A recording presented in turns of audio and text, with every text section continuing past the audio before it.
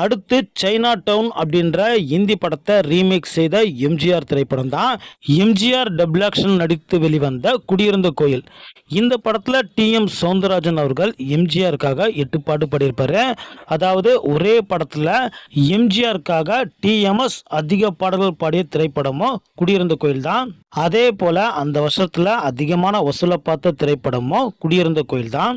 அடுத்து புல் அவுர் பதார் அப்படின்ற இந்தி படத்தை ரீமேக் செய்த எம்ஜிஆர் திரைப்படம் தான் எம்ஜிஆரோட 100வது படமான ஒளி விளக்கு. ஜெமினி நிறுவனம் முதல் கலர்ல தயாரித்த திரைப்படமும் எம்ஜிஆரின் அட்டகாசமான நடிப்புல வெளிவந்த ஒளி விளக்கு. அடுத்து கண்டன்து என்னாரு அப்படின்ற கன்னட படத்தை ரீமேக் செய்த எம்ஜிஆர் திரைப்படம் தான் ராமன் தேடிய சீதை.